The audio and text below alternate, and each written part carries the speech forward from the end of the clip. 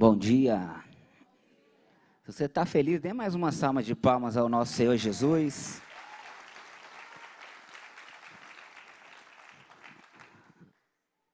As misericórdias do Senhor se renovam a cada manhã, amém, igreja? Você que está em casa, bom dia, seja bem-vindo.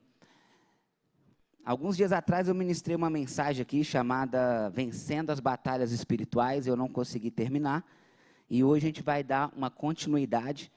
Eu creio que nós iniciamos o segundo semestre, e é um tempo novo para todos nós. Numa corrida, não importa quem começa bem, numa maratona, importa quem termina a prova.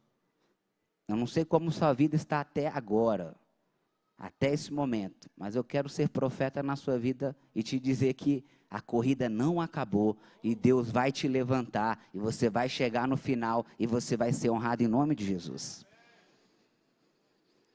1 Samuel 17:37, você não precisa abrir. História de Davi vai nos falar assim: disse mais Davi: o Senhor me livrou da mão do leão e do urso, ele me livrará da mão desse filisteu. Então disse Saul a Davi: vai-te embora e o Senhor seja contigo. Até aqui.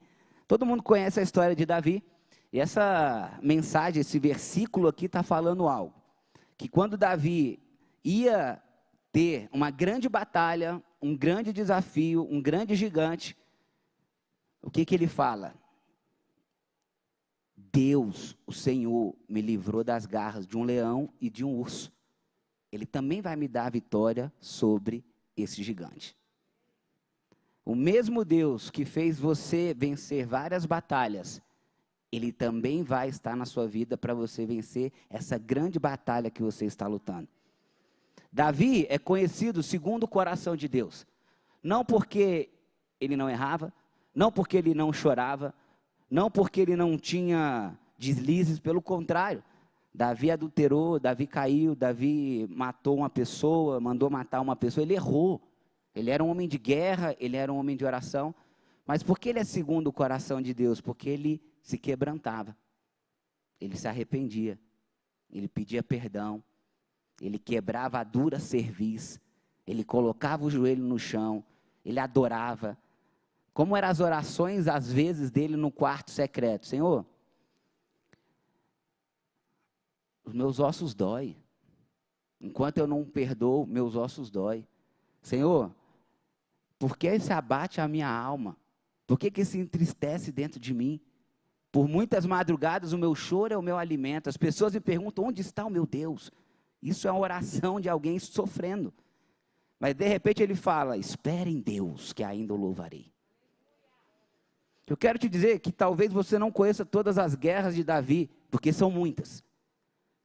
Mas se você pegar a linha cronológica da vida dele, primeiro, quando o profeta foi ungir Davi na casa do rei, o que aconteceu? O pai, os irmãos esqueceram dele. O profeta foi: eu vim ungir alguém aqui, o rei está aqui. Aí o pai: é esse, falaram de vários irmãos, nem lembraram dele. Então a primeira guerra que Davi enfrentou, dentro da sua própria casa: rejeição, exclusão, abandono. E aí quando não tem mais opção, tem um menininho no campo, chama ele lá. Foi ungido. Imagina, é ungido o rei de Israel. O próximo rei de Israel chega no outro dia, ele acorda cedinho, e o pai fala: vai cuidar do gado, menino. Não, mas eu sou, vai cuidar. Ele precisou aguentar o processo. Fala comigo: processo. A vida é processual.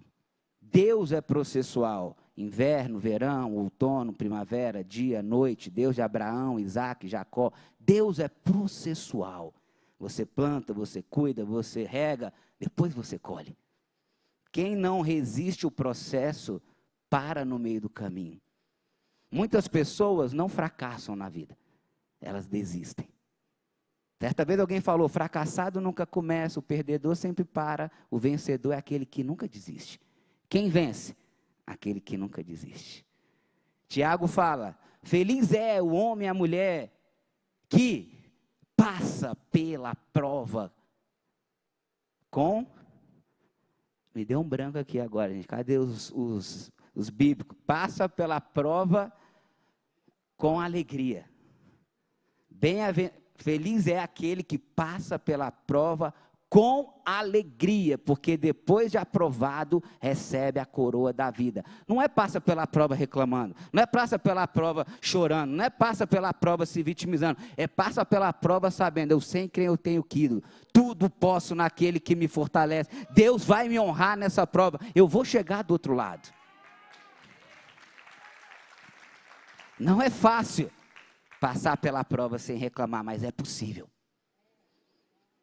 E um ponto aqui muito crucial, Davi foi rejeitado pelos pais, depois Davi foi para a guerra, levar comida para os irmãos, viu um grande Golias ameaçando o povo, ele falou, eu quero lutar, ninguém acreditou nele, ninguém, mas ele foi, e resumindo a história, ele lutou, ele venceu, depois que ele venceu, foi prometida a filha do rei para ele, e aí o que aconteceu? Ela não quis ele foi rejeitado pela filha do rei.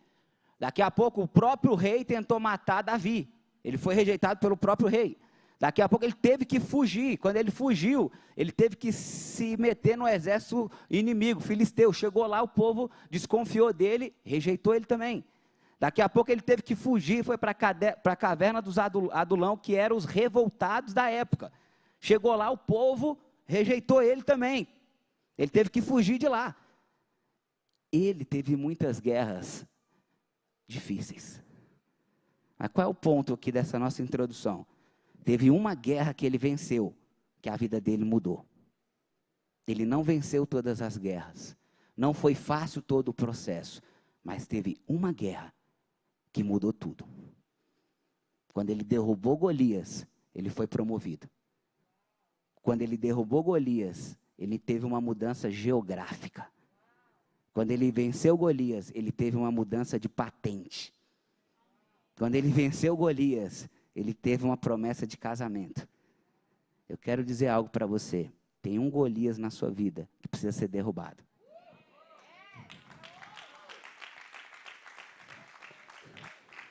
Você não precisa derrubar todos os seus inimigos, mas quando você derruba o inimigo, começa um efeito dominó positivo.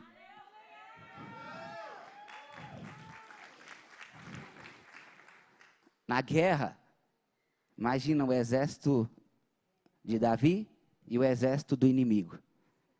Ele venceu uma pessoa. E todas as outras foram embora. Imagina se as outras quisessem guerrear. Mas um gigante, um inimigo que ele derrubou, fez vários irem embora. Eu quero que você preste muita atenção nisso aqui agora. Imagine você vai no médico e você não sabe que você está doente. O que vai acontecer? Talvez você vai no clínico geral, mas você precisa de um especialista em algo específico. Quem me entende? Dentro de batalhas que nós vivemos, de batalhas espirituais, o primeiro ponto se chama mapeamento. Fala comigo, mapeamento. Mapeamento quer dizer o quê? É o diagnóstico. Mapeamento quer dizer o quê? É você pesquisar, você procurar. Quando existia uma promessa de uma terra prometida, foram escolhidos 12 pessoas que se destacavam em suas tribos para serem os espias. E foram mandados 12 espias para poder pesquisar, mapear uma terra prometida. E desses 12 espias, 10 trouxeram um mapeamento errado. Muitas pessoas estão presas em problemas porque não têm diagnóstico. Porque o diagnóstico está sendo errado. Problemas, desafios, são como cadeados. O conhecimento é a chave. Conhecereis a verdade, e a verdade vos libertará. Só que tem muitas pessoas buscando muitos conhecimentos. E estão com obesidade mental. De tanto conhecimento, a mente começa a ter dissonância cognitiva. Porque é muita coisa ao mesmo tempo, é muita informação. É muito feed de Instagram, é muita live, é muito livro, é muito isso, muitas chaves. E a pessoa está andando com um bolo de chave. Aí na hora que ela chega no cadeado, ela tenta uma, tenta outra, tenta outra, tenta outra, tenta outra e não abre. A chave certa, no cadeado certo, destrava a sua vida. Mas para eu fazer isso, eu preciso do diagnóstico correto. E para o diagnóstico correto, eu preciso do Espírito Santo de Deus para me conduzir. E um dos primeiros passos para eu ter um bom diagnóstico, um bom mapeamento, é eu entender que a chave da libertação, ela é aberta de dentro para fora. Fala comigo, dentro para fora. Só que se eu projeto o meu problema em alguém, se eu culpo alguém, se eu me vitimizo, se eu não assumo a autorresponsabilidade, eu estou preso. Eu estou preso no problema. Eu só vou sair do problema quando eu bater no meu peito e falar, está comigo. Independente do que fizeram comigo, está comigo. Independente do que aconteceu na minha história, Deus está comigo. Porque tudo que acontece na nossa vida, ou foi mandado por Deus, ou vai ser usado por Deus. Eu preciso ter uma metanoia para poder entender isso. Jesus, esse cego é de nascença? Quem errou, ele ou o pai? Jesus, não, isso aí é para poder o sobrenatural acontecer e o nome de Deus ser glorificado. Mulher serofenícia, filha endemoniada. Jesus, minha filha está endemoniada, o que eu faço? Resumindo a história, Jesus tratou o orgulho dela. Quando o orgulho foi tratado, automaticamente a filha foi liberta dos demônios. Talvez os inimigos que nós não vencemos, nossos filhos estão sendo atacados por ele. Porque você é o teto espiritual de sua casa. O homem viciado em pornografia abre a atmosfera para a criança talvez atravessar linhas, abusos. A mente fica poluída. Por quê? Porque o teto espiritual foi aberto. Davi, promiscuidade e força e violência. Batseba e Urias. O que aconteceu na sua família? Um irmão abusou sexualmente do outro. Um irmão matou o outro. Um filho tentou matar ele. Aonde o ataque aconteceu? Sexualidade, violência. Porque um teto foi aberto. Mas da mesma forma que um teto é aberto, um teto é fechado. Como? Um coração arrependido. Deus só quer ver um coração arrependido. E a Bíblia fala, onde teve vergonha, vai ter dupla honra. Para ter dupla honra, tem que ter arrependimento, vergonha, quebrantamento. Deus se agrada dos humildes, porém resiste aos soberbos. A soberba precede a queda. E a altivez de espírito, a destruição. Então, um primeiro passo de um mapeamento se chama quebrantamento. Porque se eu não me quebrantar, eu não vou conseguir enxergar. Eu posso mudar o meu cabelo, meu penteado, o meu carro, a minha igreja, o meu discipulador, o meu pastor, a minha profissão, a minha unha, fazer a solitária, a francesinha, a irmã gêmea, a minha testa. Só que se eu não mudar a minha mente e o meu coração, os resultados vão ser os mesmos.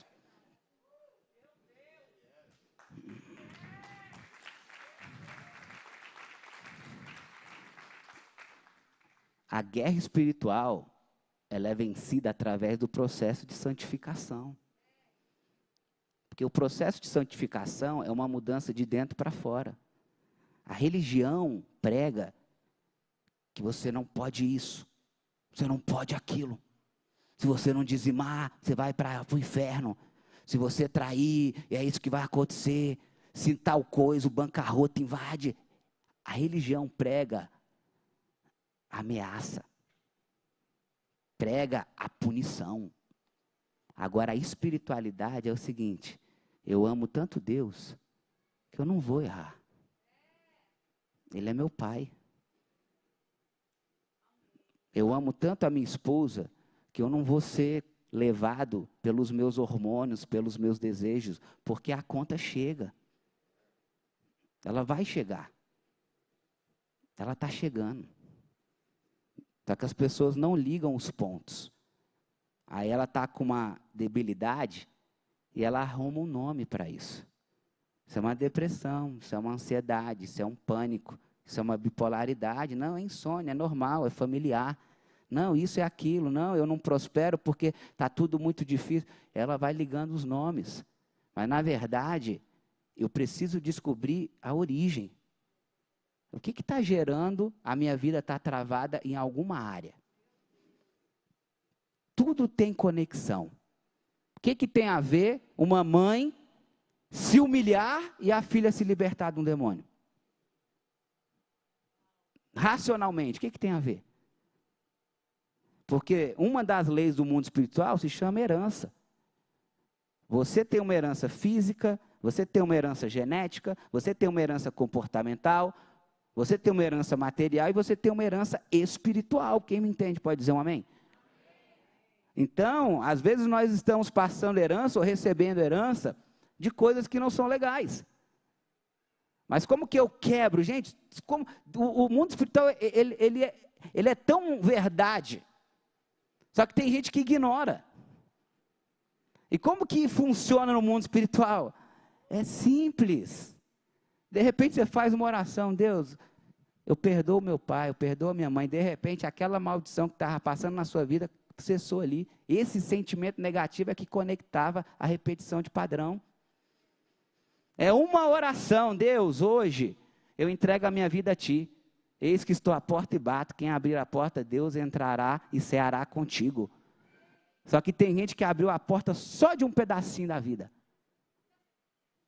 E eu realmente creio que nesse segundo semestre Deus está nos chamando para ser inteiros. Integral.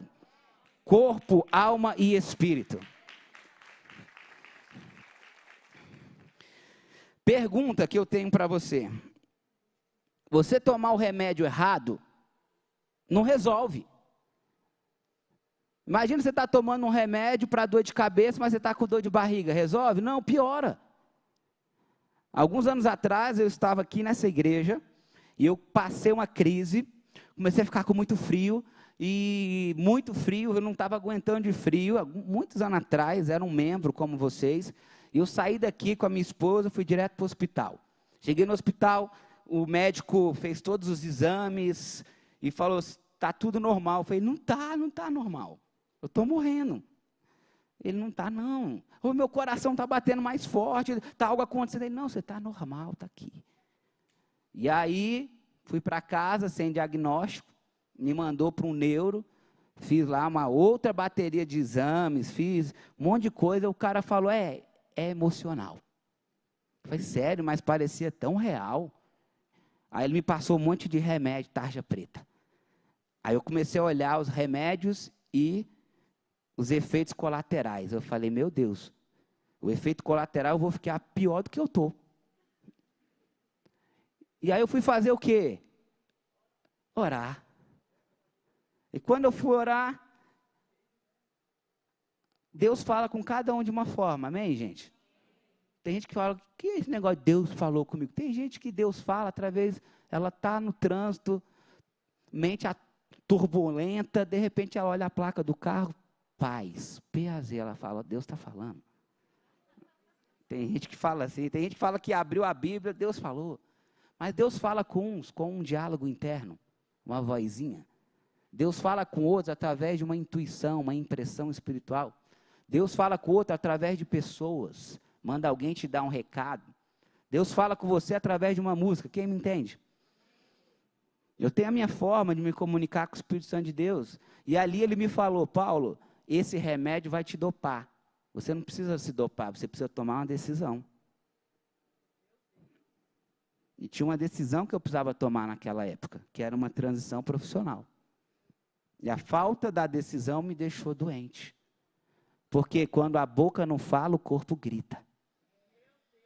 E tem muita gente aí que o corpo está gritando, e a pessoa está se dopando, e não resolve. Porque você pega um lixo e vai escondendo no sótão da alma. E daqui a pouco o corpo começa a gritar, fala, eu não aguento mais carregar tanta porcaria. Está na hora de colocar para fora. E aí a sementinha cresce e começa a dar frutos podres. Então por isso que eu estou aqui com essa palavra para você. Você não precisa lutar contra os frutos podres. Você precisa encontrar qual é a sementinha, qual é o Golias da sua vida. Antes de Davi vencer Golias, ele fala, eu venci o leão e o urso. O leão e o urso, numa analogia, representa batalhas ocultas. Ninguém viu Davi vencendo o leão e o urso. Não tinha plateia, não tinha torcida, não tinha recompensa, mas era necessário. Existem batalhas na sua vida que ninguém sabe, mas você sabe. Existem pensamentos que acontecem no seu quarto secreto, na hora que você deita, na hora que você toma banho, na hora que você está no carro, que talvez ninguém sabe. Tem coisas que o seu Instagram não demonstra que você está vivendo. Tem coisas que a sua fisiologia não demonstra que você está vivendo. Talvez você até gasta muita energia para mostrar o contrário, para ninguém perceber. Mas chegou o tempo que Deus está nos chamando para um tempo só. Vida oculta, vida privada, uma só. Caráter e reputação, um só. Deus vai te levantar nesse tempo. Eu creio nisso.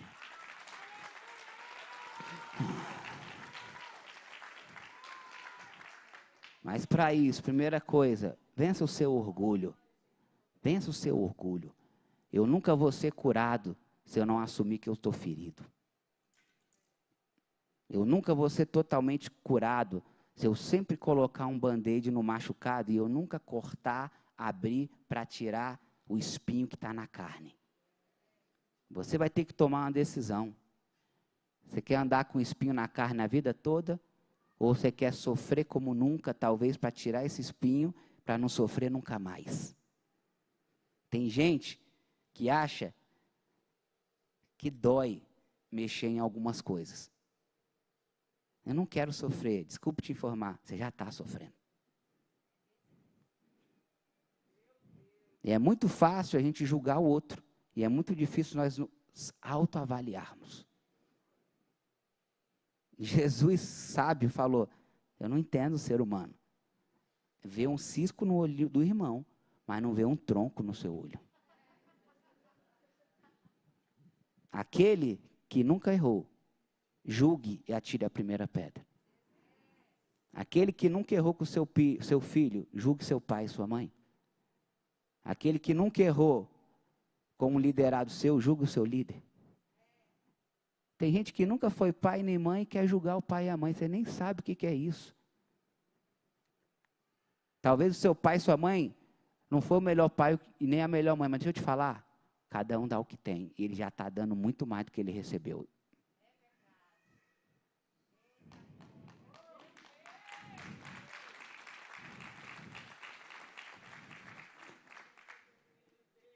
E há uma cegueira espiritual. Porque o ferido fere, o machucado machuca. Talvez você já está sendo igual ao seu pai e sua mãe, você nem percebe. Talvez você nem sonhe em ser mãe porque você não perdoou sua mãe. Talvez você nem sonhe em casar porque você acha que o casamento dos seus pais foi ruim. Você não sabe quando o passado não está bem resolvido, o futuro fica travado. Um passado de orfandade gera um futuro de infertilidade. Um presente de paternidade gera um futuro de frutilidade, frutificação. Eu libero essa palavra sobre você. Pegue a sua paternidade espiritual, se você não teve, biológica, e a partir de hoje receba um futuro de frutificação, de prosperidade, de filhos, de fertilidade, em nome de Jesus.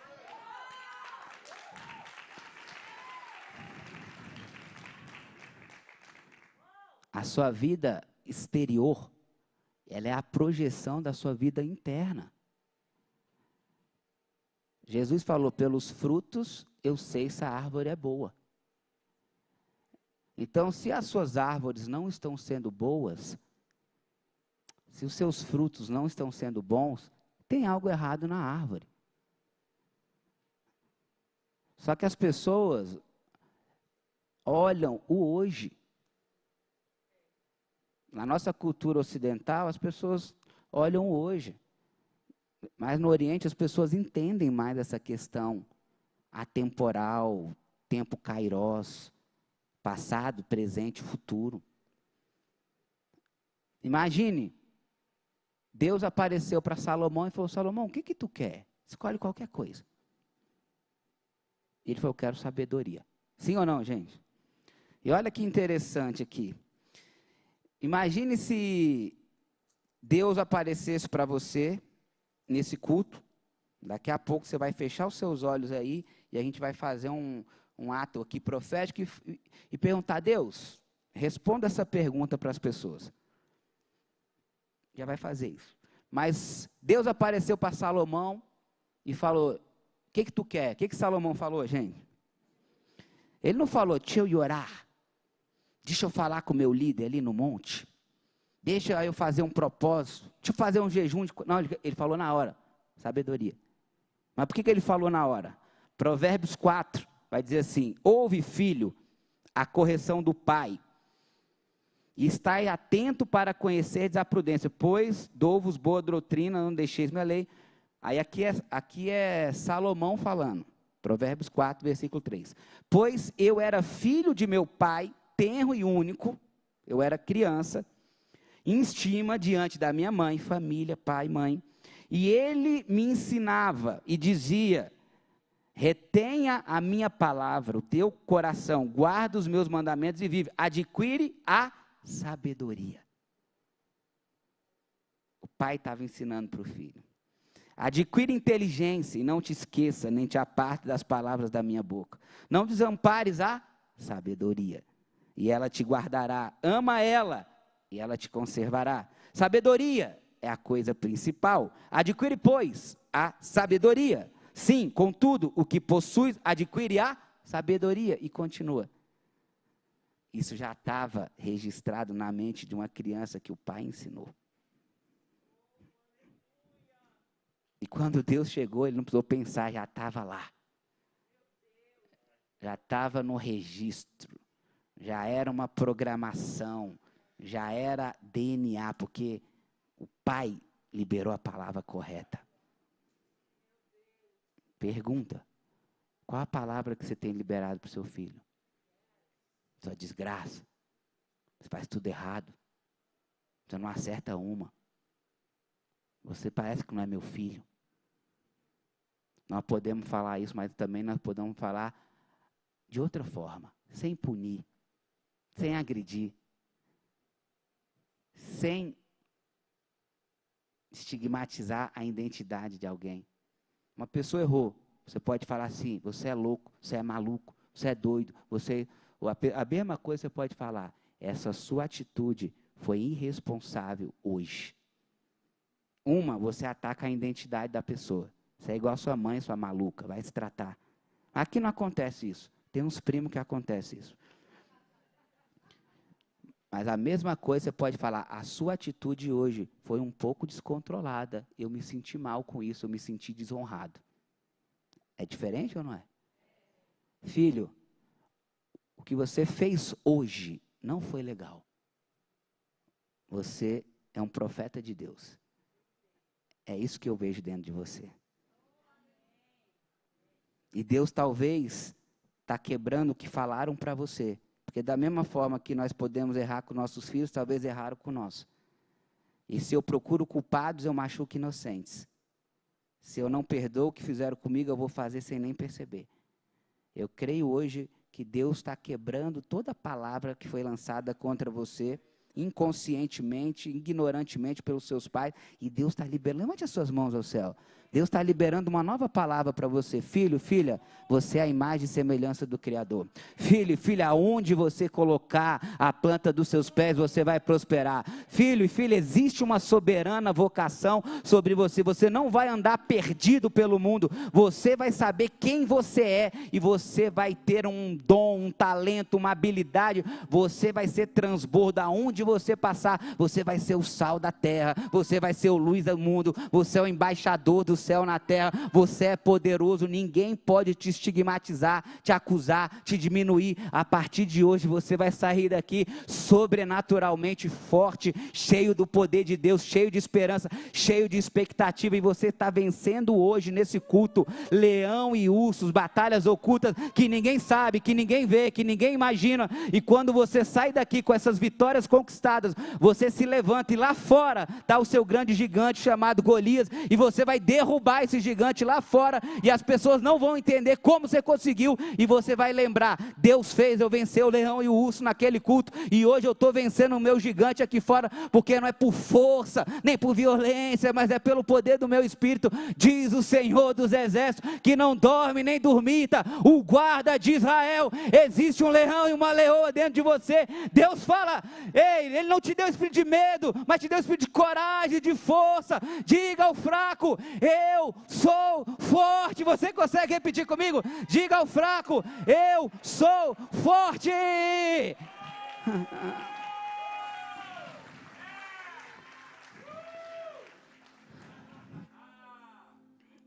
Você é forte.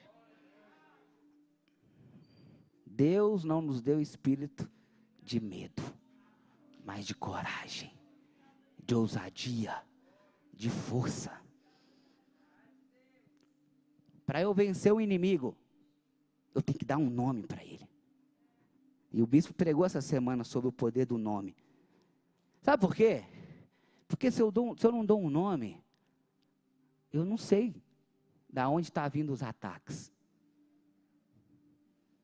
Numa batalha épica, nós temos 3 frentes de guerra. Quem lembra dos filmes A Cruzada, Gladiadores? Os filmes que existiam bons, né? Coração Valente. Aí na batalha de guerra, qual é o primeiro ataque? Quem lembra? Os arqueiros. Numa batalha nós temos 3 frontes. Primeiro, arqueiro. Representa um ataque de longe. A Bíblia fala que nossa boca é como um arco e que a língua lança flechas que são palavras. Então todos nós sofremos ataques de longe, que são vindos como palavras, insultos, fofocas, perseguições. Ataques não tão mortais, incomodam, enchem o saco. Haters, podem machucar, mas um poder de morte pequeno. Quem me entende pode dizer um amém. Depois, no fronte de guerra, qual é o segundo ataque? Qual é a segunda fronte? Infantaria, espada, corpo a corpo, lado a lado. Pessoas de hierarquias iguais, irmãos, namorado, primos, colega de discipulado.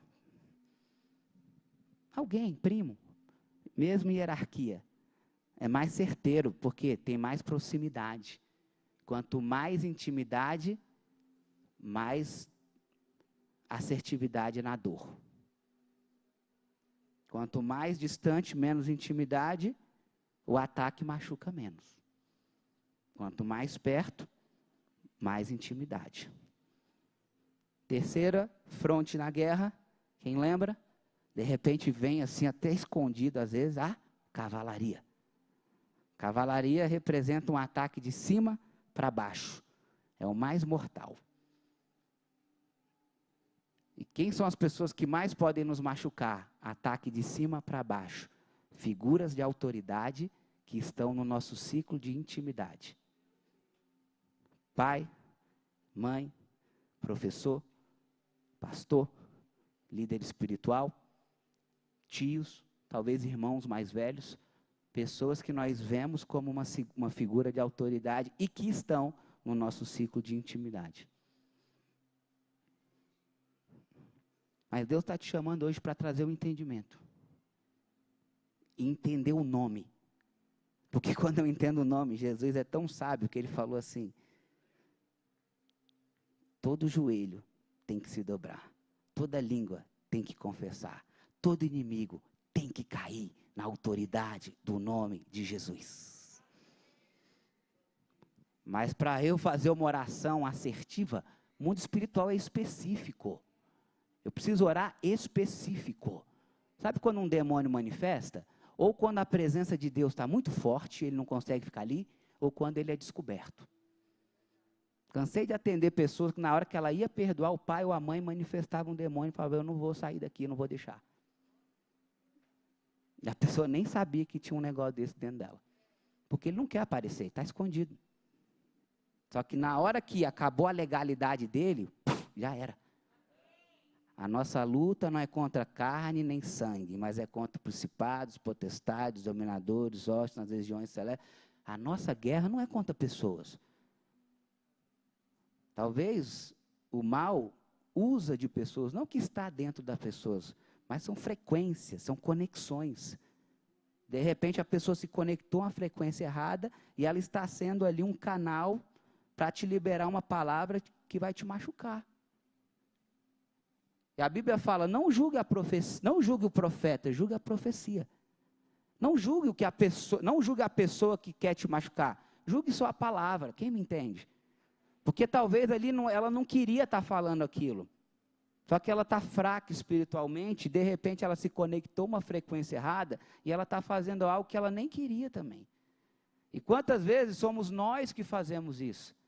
Num momento de raiva, de fúria, de falta de controle emocional, nós liberamos palavras que machucam as pessoas e depois nós nos arrependemos, sim ou não?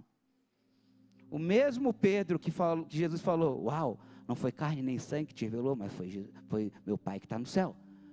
Em seguida, o mesmo Jesus fala: aparta de mim, Satanás. Porque a mesma pessoa que conectou com o céu, conectou com uma frequência.